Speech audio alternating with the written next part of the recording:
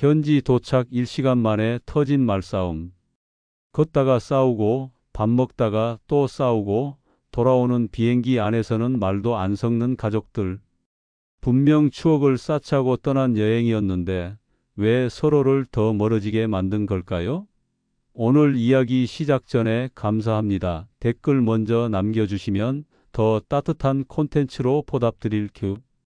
가족끼리 함께 떠나는 해외여행, 처음엔 참 설렙니다. 평소엔 얼굴 보기도 어려운 가족들과 멀리 나가 새로운 풍경을 함께 보고 낯선 음식을 함께 먹고 이국적인 사진을 남긴다는 것만으로도 추억이 될 것 같지요. 하지만 현실은 다릅니다. 기대가 클수록 실망도 커지는 법, 가족 여행은 종종 처음이자 마지막이 되는 이유가 있습니다. 시작부터 삐걱거리는 경우가 대부분이죠. 일정이 정해지기 전부터 갈등은 싹트기 시작합니다. 누구는 유럽을 가자 하고 누구는 가까운 일본이 좋다 하고 또 누구는 한적한 휴양지를 원하지만 다른 사람은 도시 관광을 원합니다. 가족 구성원은 하나같이 연령도, 취향도, 여행 경험도 제각각입니다. 여행 준비 단계에서부터 내가 알아서 해라며 떠넘기거나 나는 빼고 정하지 말라는 말이 반복되면 누구 하나 중심을 잡기도 어렵습니다. 문제는 이 갈등이 단순한 여행 스타일의 차이를 넘어서 오랜 시간 쌓인 가족 간의 역할 구조와도 연결된다는 점입니다. 실제로 가족관계학에서 말하는 삼각관계 구조는 두 명의 갈등이 제3자를 끌어들여 균형을 맞추는 방식으로 작동하는데 여행이라는 제한된 공간 속에서는 이 삼각구도가 더욱 뚜렷해집니다. 예컨대 부모와 자식이 충돌하면 중간에서 다른 자식이나 배우자가 눈치를 보며 상황을 조율하려 하고 이는 갈등의 직접 당사자가 아닌 사람에게까지 감정적인 부담을 안기게 됩니다. 여행지에서는 도피할 곳도 없습니다. 한국에서는 방으로 들어가거나 외출하면 되지만 해외여행 중에는 하루 종일 함께 붙어 다녀야 하니 갈등이 격화되는 경우가 많습니다. 무엇보다도 가족이라는 이름은 우리를 안심시키기도 하지만 때론 감정적으로 너무 가까워서 예의를 잊게 만들기도 합니다. 남이면 하지 않을 말, 참을 말도 가족에게는 쉽게 뱉어버리는 경우가 많습니다. 왜 이것도 못해? 그냥 따라오면 되잖아. 내가 다 했잖아. 같은 말들은 그 순간에는 감정의 해소일 뿐이지만 듣는 이에게는 오래 남는 상처가 됩니다. 가족 간의 애정은 깊지만 그만큼 기대와 요구도 크기 때문에 여행 중 마찰은 더 쉽게 발생합니다. 문화심리학자 김영희 박사는 가족 내 긴밀한 관계일수록 감정 표현의 조절 능력이 떨어지며 낯선 환경에서 스트레스 상황에 노출되면 그 조절 실패가 더욱 극단적으로 나타난다고 말합니다. 즉, 여행이라는 낯선 공간이 가족 간의 감정 폭발을 더 부추길 수 있다는 것이죠. 첫날 공항에서부터 짐은 누가 들지? 환전은 누가 했나? 숙소 예약은 왜 이런 거야? 같은 문제로 신경이 곤두서기 시작하면 이미 그 여행은 가족 전체의 감정을 시험대에 올려놓은 셈입니다. 이렇듯 챕터 1에서 말하고자 하는 핵심은 단순합니다. 가족 여행의 시작이 기대라면 그 기대는 곧 갈등의 씨앗이 될 수도 있다는 점입니다. 나와 너무 가까운 사람들과의 여행은 오히려 더 많은 감정 노동을 요구합니다. 그래서 여행을 준비할 때는 장소나 비용보다도 먼저 서로의 감정과 역할에 대한 명확한 합의가 선행되어야 한다는 것을 기억해야 합니다. 여행은 자유와 쉼을 위한 시간이어야지 가족 관계의 감정 청구서가 뒤늦게 도착하는 시간이 되어서는 안 되니까요. 가족끼리 같이 간다는 말은 참 따뜻하게 들립니다. 하지만 이 말의 함정은 그 가치라는 말 속에 너무 많은 기대와 오해가 섞여 있다는 데 있습니다. 우리는 흔히 함께 여행을 가면 모든 시간을 공유해야 한다고 생각합니다. 같이 밥 먹고 같이 움직이고, 같이 쉬고, 같이 사진도 찍고, 같이 감동해야 한다고 말이지요. 하지만 현실의 여행은 그리 이상적이지 않습니다. 각자의 생활 리듬, 식습관, 관심사, 체력 차이가 분명한 가족들이 하나의 일정표 안에 억지로 맞춰 움직이다 보면 같이 있음이 오히려 독이 됩니다. 특히 한국 사회에서 가족 간 함께함에 대한 강박은 깊게 뿌리박혀 있습니다. 부모는 자녀가 옆에 있어 주길 바라고, 자녀는 부모에게 헌신을 당연히 기대받으며, 형제 자매는 서로 양보하길 원합니다. 이런 심리적 기대는 무언의 의무로 작용해 여행 내내 서로를 속박하는 족쇄가 됩니다. 함께 가니까 당연히 같이 움직여야지라는 말이 왜 혼자 다니냐는 비난으로 바뀌는 건 한순간입니다. 심리학자 바움 라인드는 자율성과 통제 사이의 균형이 무너지면 관계는 피로해진다고 말했습니다. 여행은 원래 자율성이 가장 존중받아야 하는 시간인데, 가족이라는 이름 아래 이 자율성이 부정되면 결국 각자 불만을 품게 되고, 나 혼자 오는 게 더 낫겠다는 후회를 남깁니다. 누군가는 새벽부터 일어나 부지런히 움직이고 싶지만, 다른 누군가는 늦잠을 자고 느긋하게 브런치를 즐기고 싶습니다. 어떤 사람은 오래 걷고 사진을 찍는 것이 좋지만, 또 다른 사람은 그늘에서 가만히 앉아 쉬고 싶습니다. 이런 서로 다른 스타일을 이해하지 않고 다 같이 움직이자는 말은 무심한 폭력이 됩니다. 또 같이 가는 여행은 누구 하나가 짐을 짊어지게 만드는 구조를 쉽게 만듭니다. 여행지를 정한 사람, 항공권을 예매한 사람, 언어가 가능한 사람, 돈을 낸 사람, 운전을 맡은 사람 등 누군가는 의도치 않게 책임자가 됩니다. 그리고 이 책임은 종종 부담과 억울함을 낳습니다. 다 나한테만 맡기고 왜 아무도 도와주지 않지? 라는 마음은 분명히 관계에 금이 가는 순간입니다. 결국 가족 여행에서의 가치는 물리적인 동행을 넘어서 정서적 존중과 배려가 포함되어야만 온전한 함께가 됩니다. 혼자 있는 시간을 허락하고 각자 원하는 일정도 응원하며 누군가에게만 짐을 지우지 않는 것, 그것이 진짜 동행입니다. 여행을 간다는 것은 함께 같은 공간에 있는 것만이 아니라 서로를 놓아줄 줄 아는 여유를 가지는 것에서도 시작됩니다. 그러니 같이 간다는 말 속에는 함께 있으되 각자의 자유도 존중한다는 묵시적인 합의가 필요합니다. 그것 없이 떠나는 여행은 결국 동행이 아닌 감정의 강제 구금이 될 수 있습니다. 가족끼리 함께 여행을 떠나려 할 때 가장 먼저 확인해야 할 것은 어디를 갈까가 아니라 우리가 정말 각자의 스타일을 존중할 준비가 되어 있는가입니다. 가족 여행에서 가장 흔히 벌어지는 일이 바로 누군가의 일방적인 희생입니다.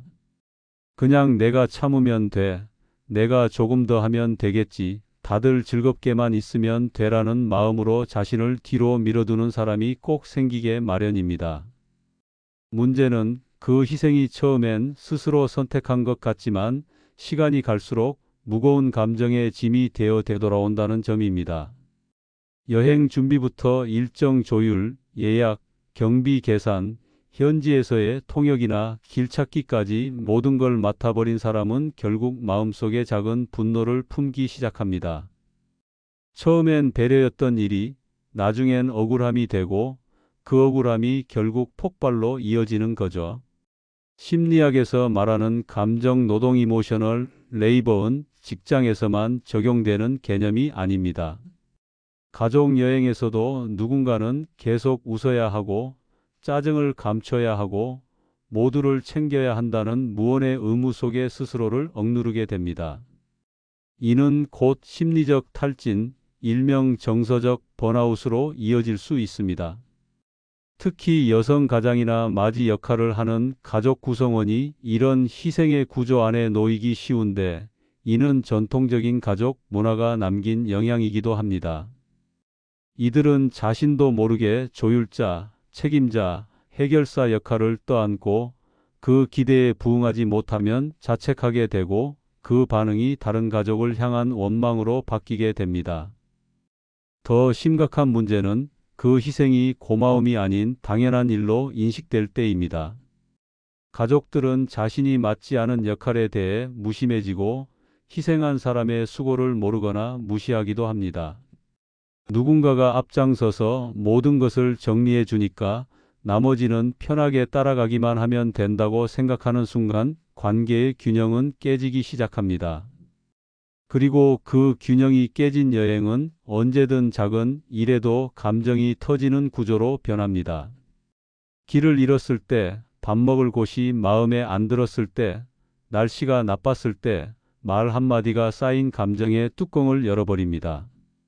내가 얼마나 참았는데 나만 고생한 것 같아라는 말이 터져 나오는 순간 가족 간의 감정은 쉽게 회복되지 않는 균열을 남기게 됩니다. 사회심리학자 캐롤 드웩은 보상 없는 희생은 결국 관계의 피로로 돌아온다고 말한 바 있습니다. 이는 가족 관계에서도 마찬가지로 적용됩니다. 희생은 관계를 유지하는 연료가 아니라 감정을 잠시 덮는 얇은 커튼에 불과합니다. 그 커튼은 바람 한 번에도 찢어질 수 있습니다. 그러므로 가족 여행을 계획할 때 가장 먼저 고려해야 할 것은 누가 무엇을 맡을 것인지, 모든 역할이 공평하게 나눠졌는지입니다. 한 사람이 다 도맡지 않도록 분담하고 고마움을 표현하는 구조를 만들어야 합니다. 작은 감사 한마디, 수고했어라는 말 한 줄이 누군가의 억울함을 녹이고 관계의 평화를 지켜줍니다. 가족끼리 떠나는 여행이 진짜 함께가 되려면 누군가의 일방적인 희생이 아닌 모두의 작은 참여와 존중에서 시작되어야 합니다. 가족끼리 함께 해외여행을 떠났을 때 가장 쉽게 드러나는 차이는 바로 입맛, 취향, 그리고 체력입니다. 평소엔 눈에 띄지 않던 개인차가 여행지에서는 하루하루 선명하게 드러나게 되죠. 특히 하루 3번의 식사는 전쟁터가 되기 쉽습니다. 현지 음식을 즐겨보자는 자식과 입맛에 안 맞아 못 먹겠다는 부모 사이에서 갈등이 생깁니다. 반대로 부모가 한식당을 찾느라 고생할 때 자식은 여기까지 와서 왜 또 된장찌개냐며 불만을 품습니다. 입맛은 문화와 세대의 결정체이기 때문에 설득으로 조정하기 어렵습니다. 음식은 단순한 배 채움이 아니라 익숙함과 심리적 안정의 상징이기도 하기에 특히 고령층일수록 입맛이 바뀌는 것을 불편해하고 심지어 두려워하기도 합니다. 실제로 노인의 식생활 연구에서는 익숙한 조리 방식과 재료가 바뀌면 식욕이 현저히 떨어진다는 결과가 있으며 이는 여행 중 체력 저하와 짜증으로 직결되기 쉽습니다. 입맛뿐만 아니라 취향도 큰 벽입니다. 어떤 사람은 유럽의 미술관에 반하고 어떤 사람은 시장 구경을 좋아하며 또 어떤 사람은 유명한 디저트 카페에서 시간을 보내고 싶어 합니다. 문제는 가족끼리 여행을 가면 이런 다양한 취향을 하나로 묶어야 한다는 압박이 생긴다는 점입니다. 그래서 모두가 조금씩 불편한 일정을 따라가게 되고 결국 누구도 만족하지 못한 채 피로만 쌓이게 됩니다. 자녀는 부모가 좋아할 만한 고궁과 유적지를 찾지만 부모는 너나 가라고 말하고 부모는 자녀를 위해 쇼핑몰로 가지만 자녀는 혼자 있는 게 낫겠다고 생각합니다. 이러한 취향의 불일치는 여행의 본질을 흐리게 만듭니다. 여행은 함께 즐거운 경험이어야지 서로 참는 시간이 되어선 안 됩니다. 여기에 체력이라는 현실적 문제까지 더해집니다. 하루에 몇 시간씩 걷고 계단을 오르내리는 일정은 고령자에게는 큰 부담입니다. 반면 젊은 세대는 긴 줄을 기다리며 맛집을 찾아다니거나 이곳저곳을 부지런히 다니는 걸 즐깁니다. 이런 체력 차이를 고려하지 않으면 걷기 싫은 부모와 더 가고 싶은 자식 간의 감정 충돌이 쉽게 발생합니다. 부모는 속으로 이제 나 좀 쉬게 해라라고 생각하고 자식은 이렇게 힘들 줄 알았으면 오지 말자고 하지 그랬냐고 서운함을 느낍니다. 특히 부모는 자녀에게 폐를 끼치기 싫어서 몸이 힘들다는 말조차 꺼내지 못한 채 참고 따라다니는 경우가 많습니다. 이는 결국 낯선 곳에서의 실신이나 건강 문제로까지 번질 수 있어 더욱 위험합니다. 심리학자 로렌스 칼슨 박사는 가족 간 여행에서의 충돌은 각자의 기본 욕구가 무시되었을 때 발생하며 그 욕구는 주로 식사와 휴식, 흥미의 충족이라는 단순한 요소에 기인한다고 말합니다. 결국 여행은 대단한 이벤트보다도 사소한 불편의 누적이 관계를 무너뜨리는 중요한 계기가 될 수 있다는 것이죠. 그래서 여행을 떠나기 전 반드시 해야 할 일은 서로의 식사 스타일, 취향, 체력 상황을 공유하고 일정을 함께 구성하는 과정입니다. 무작정 가족끼리니까 괜찮겠지가 아니라 다르니까 미리 맞추자는 자세가 진짜 현명한 여행의 시작입니다. 여행이란 낯선 환경에서의 실험입니다. 이 실험이 실패로 끝나지 않으려면 서로의 다름을 인정하고 조율하는 지혜가 필요합니다. 가족 여행에서 겉으로는 잘 드러나지 않지만 가장 민감하고 조심스러운 갈등 요소가 바로 돈 문제입니다. 여행을 가기 전에는 내가 낼게, 가족끼리 뭘 그런 걸 따져라고 말하지만 막상 현지에 도착하고 나면 생각보다 복잡한 감정이 얽히기 시작합니다. 특히 부모 세대와 자녀 세대가 함께 떠나는 여행의 경우에는 경제적 여건과 소비 습관의 차이, 그리고 세대 간 체면의식까지 복잡하게 얽혀서 누구도 말은 하지 않지만 모두가 속으로는 계산기를 두드리게 되는 상황이 벌어집니다. 한 사람이 비용을 대부분 부담하면 고마움 대신 불편함이 남기도 하고, 반대로 공평하게 나누자고 해도 부담스러운 마음이 각자의 방식으로 작용해 감정의 틈이 생깁니다.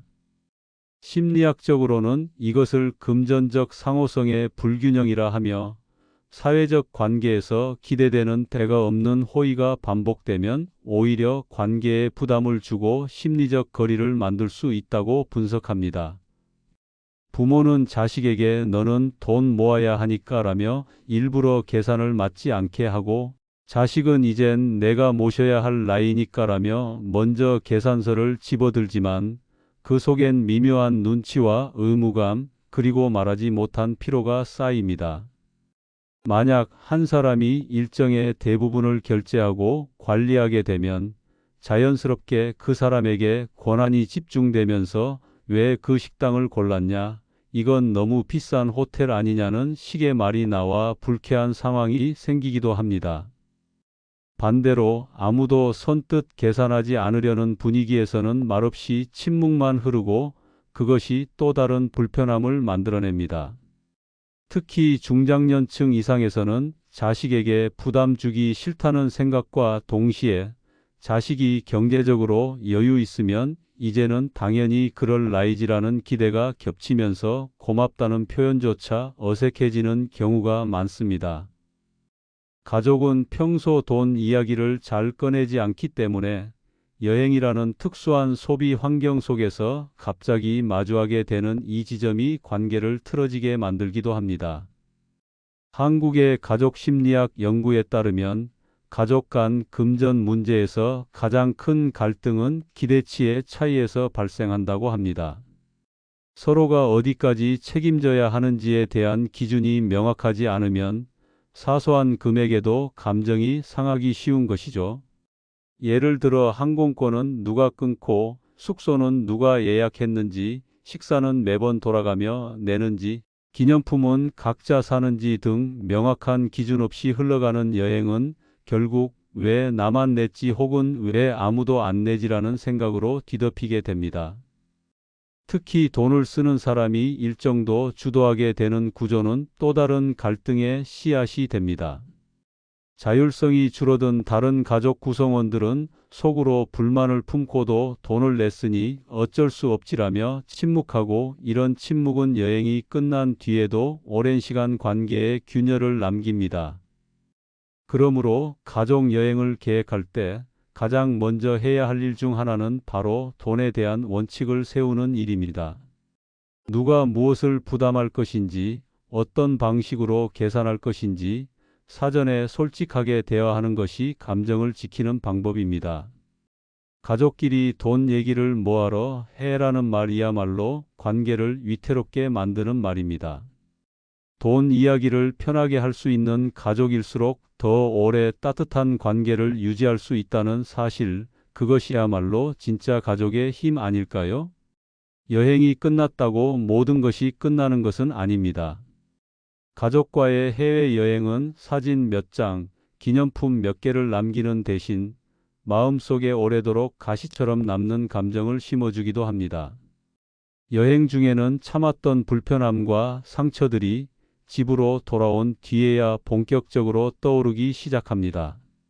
누군가는 집에 도착하자마자 친구에게 다시는 가족이랑 여행 안 가라고 말하고, 또 다른 누군가는 남몰래 휴대폰 사진을 지워버리며 속으로 다짐합니다. 이 기억은 없던 걸로 하자.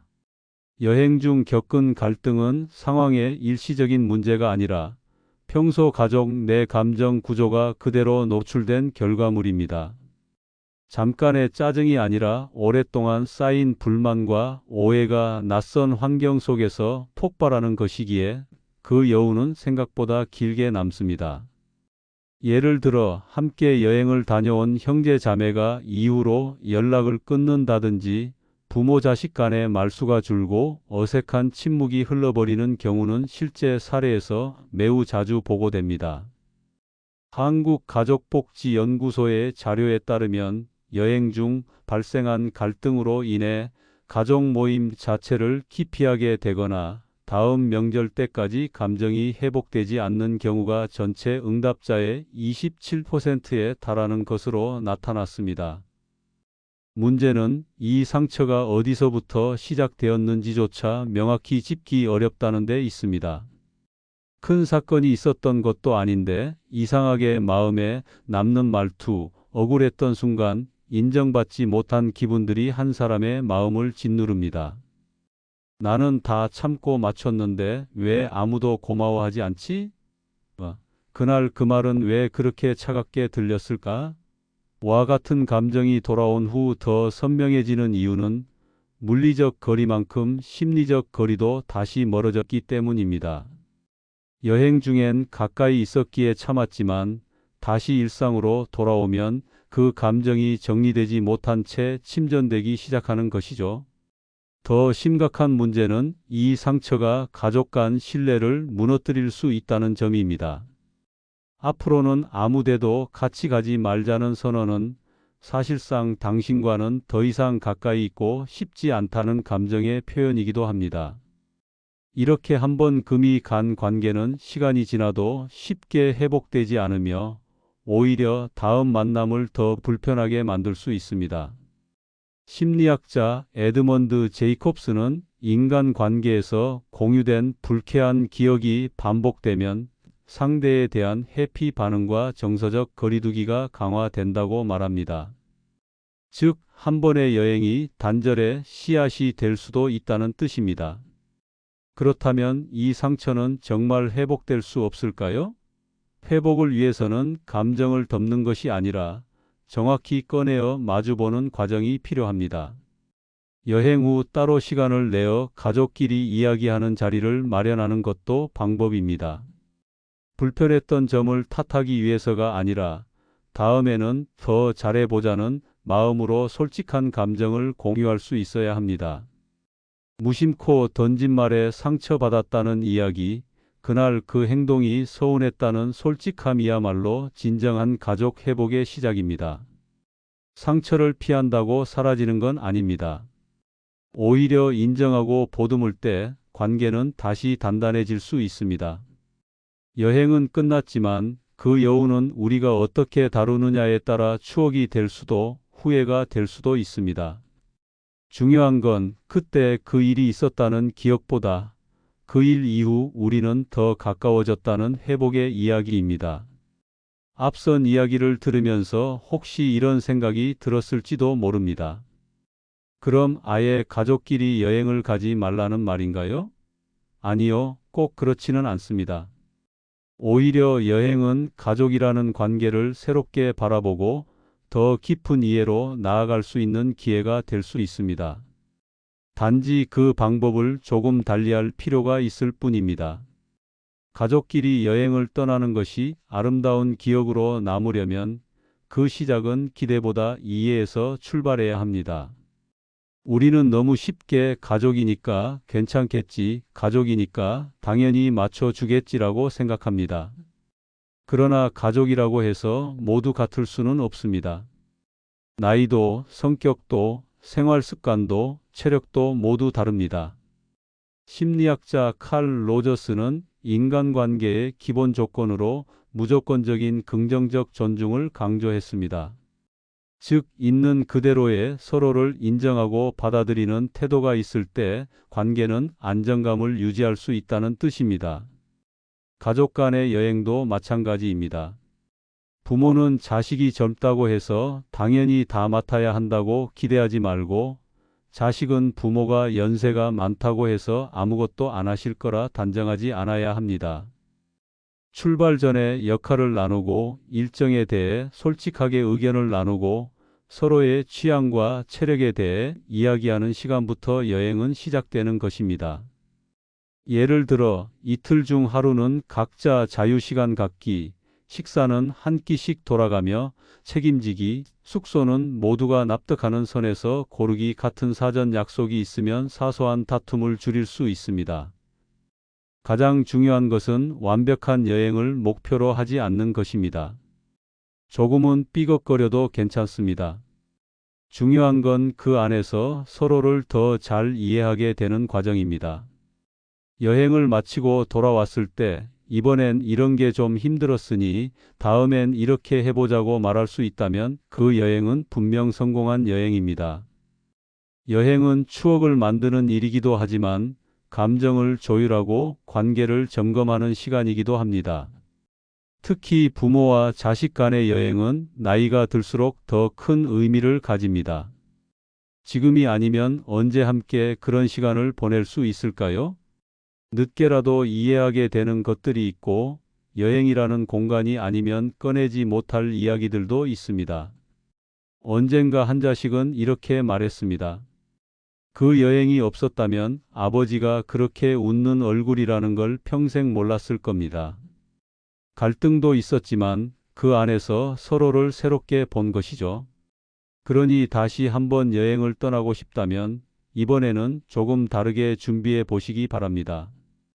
서로의 입장에서 먼저 생각해 보고 말 한마디도 천천히 꺼내보며 계획부터 돌아오는 날까지 감정을 나누는 여행이 될 수 있도록 말입니다. 여행은 장소보다 사람이 중요하고 코스보다 감정이 더 오래 남습니다. 가족이라는 이름으로 얽혀 있는 관계일수록 그 감정은 더 오래 기억에 남게 됩니다.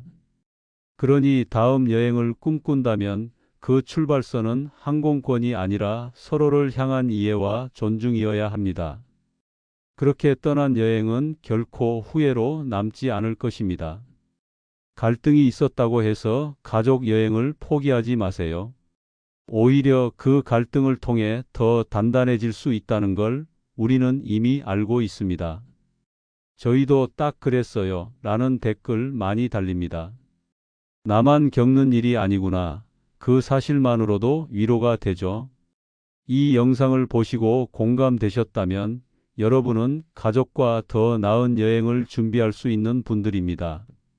여행은 서로를 알아가는 또 다른 이름일지도 모릅니다. 오늘의 이야기 재미있게 들으셨나요?